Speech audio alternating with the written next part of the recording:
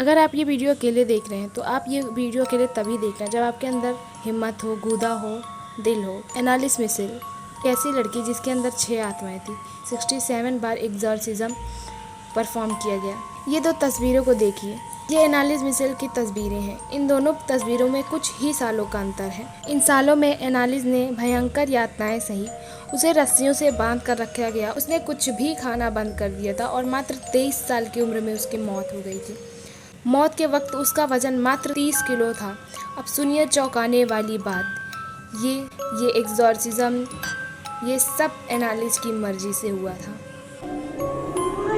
एनालिस एक Catholic Christian थी। उनके माता पिता बहुत धार्मिक थे। वे लोग भगवान और शैतान दोनों पर बहुत भरोसा करते थे।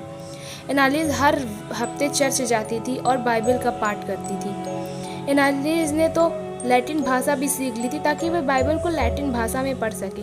साल 1968 में एक दिन एनालिस के साथ कुछ अजीब चीज़ें हुई। अजीब हरकतें करने लगी, चीज़ों को भूलने लगी। अचानक से उसके बर्ताव में इतना चेंजेस देखकर उसके घर वाले और उसके दोस्त परेशान हो गए। एक रात जब वह सो रही थी, अचानक उसे महसूस हुआ कि उसके सीने पे जैसे कोई बैठा हुआ है। उसने उसके माँ बाप से ये चीज़ें बताई। उसके माँ बाप उसे डॉक्टर के पास ले गए। डॉक्टरों ने बताया उसे एक बीमारी है जिसका नाम था टेम्परल लोब एपिलेप्सी।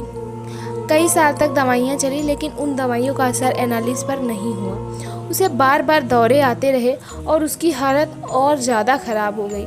एनालिस बताती है उसे बिस्तर से खटखट की आवाज़ें आती थी। वो अपनी माँ से बताती थी कि कोई उसे कहता है कि वह उसे नर्क में ले जाएगा।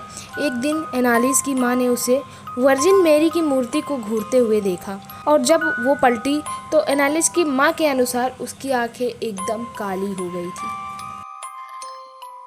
सितंबर 1973 में उसने डॉक्टर को बताया कि उसे शैतानी चेहरे दिखाई दे रहे हैं और उसे ऐसा लग रहा है मानो शैतान उसके अंदर है। वो ये भी कहती थी कि उसे जले हुए मल की बदबू आ रही है। दवाइयों से उसे अब कोई भी फ़ायदा नहीं हो रहा था।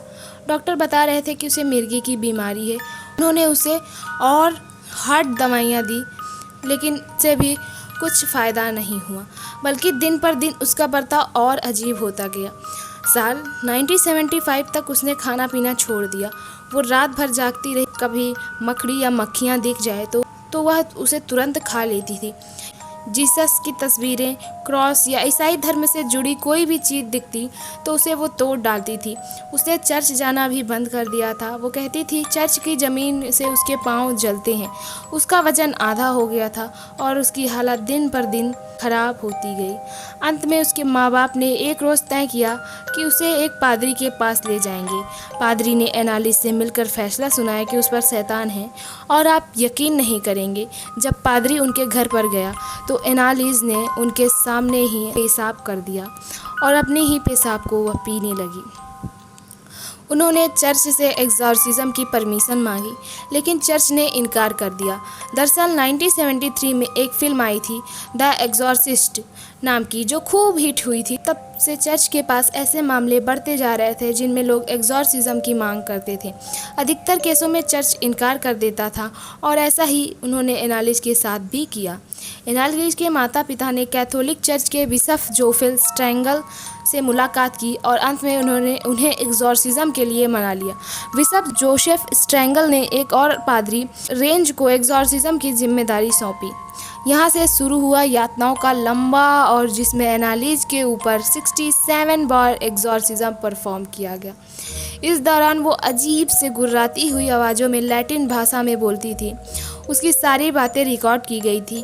उनमें वो खुद को हिटलर की आत्मा बता रही थी। रोमन सम्राट नीरो और शैतान की आत्मा भी अपने अंदर होने की बात उसने कही।